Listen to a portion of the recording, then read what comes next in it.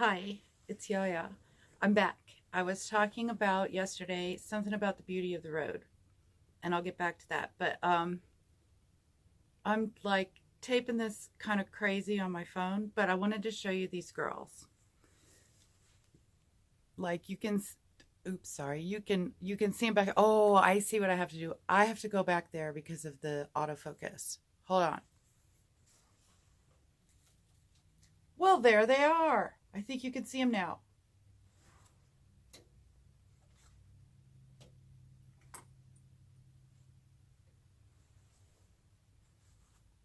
This was one of my first self-love poppets that I did for my daughter. I had already had a self-love poppet for myself, and I wanted to share with some of you what I do with my puppets. The first one I ever got was really simply made.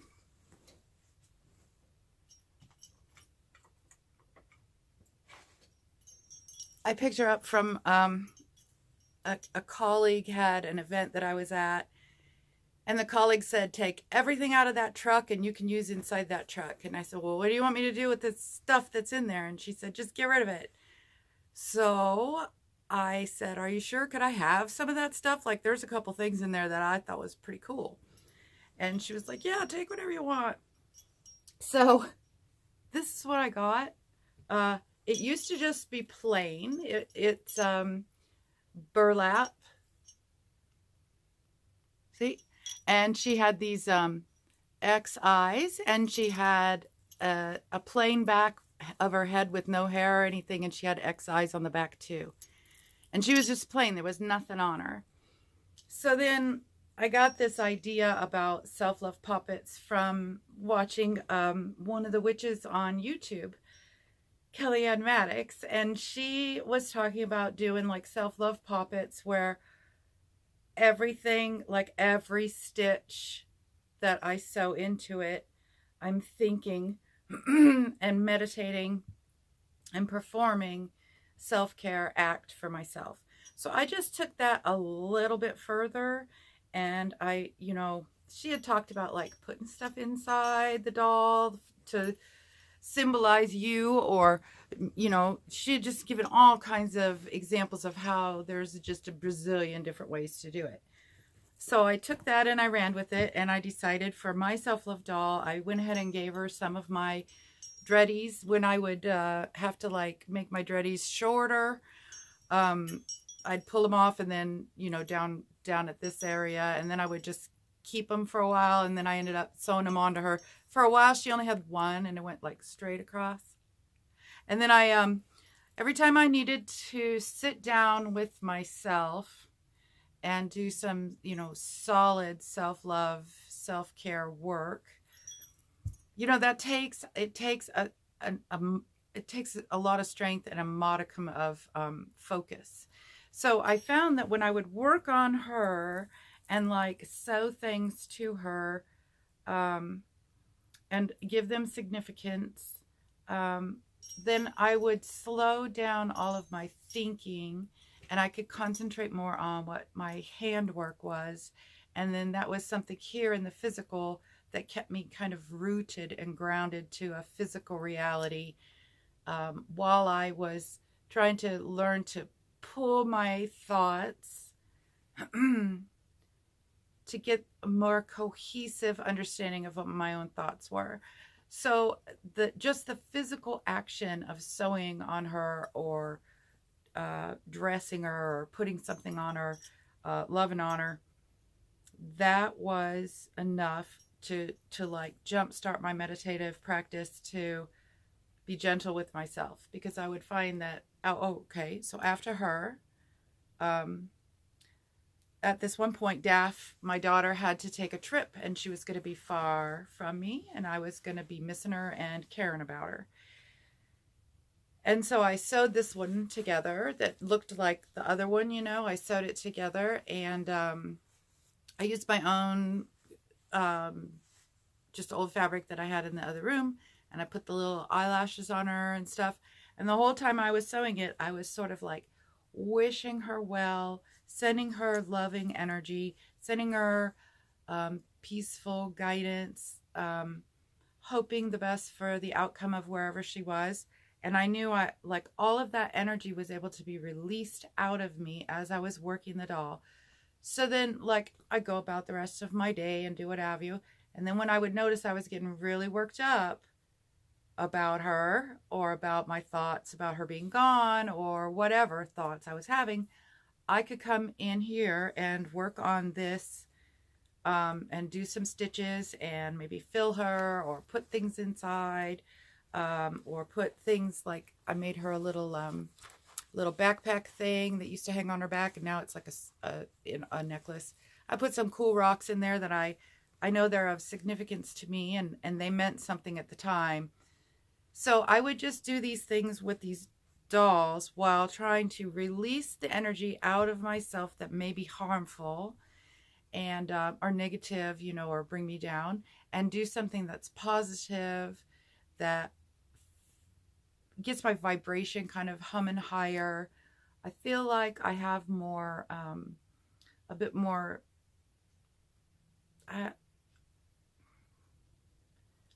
I take my time gently with myself when I do that.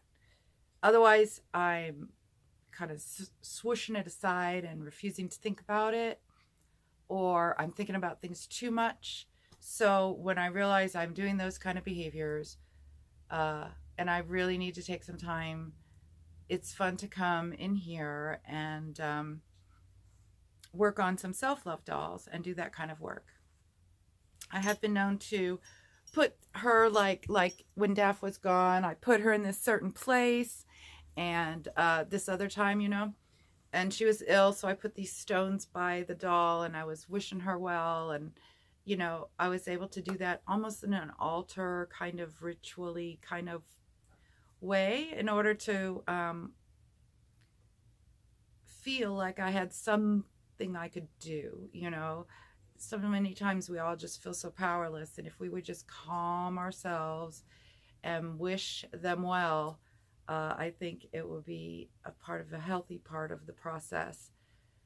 Not trying to push away the feeling, waiting for it to subside, and knowing it will. It gave me strength, it gave me courage, and it gave me somewhere to go in order to practice these things and learn to let these lessons come. And if I didn't have a place that I could come in and practice that kind of work, that kind of mental and really belief system values kind of work, if I don't have some place to go to do that, then I may miss it. I may not do that work, or I may not do it as completely as it needs to be. So I've kind of devoted this area of my room to do all of my work. For a while I had different areas where I did different things, and now I switched up the feng shui up in here, and I made some changes in my tarot room, and I can take y'all on a tour if you want. But this month on the DIYs is a focus on self-love and self-love poppets. So here's a couple of my poppets. This year I took it another step after the self-love poppets. Then last year I did the self-love goddess. I'll get her.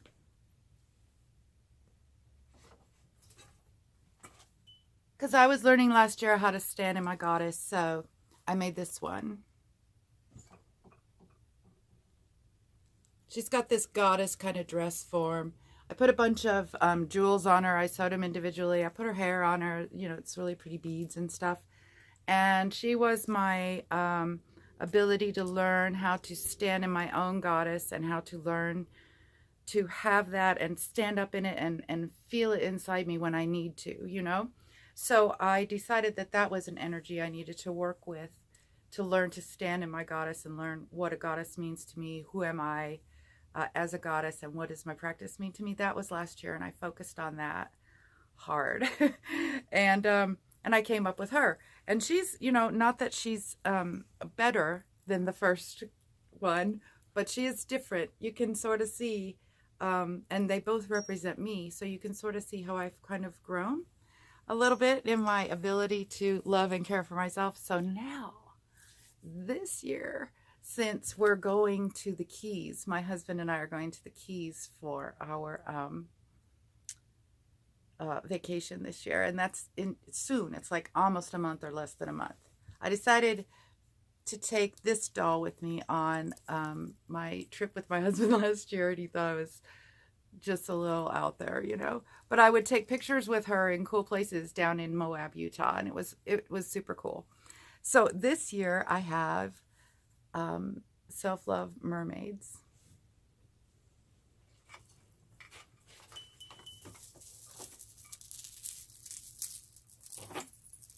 I made 3 of them. I made one for me.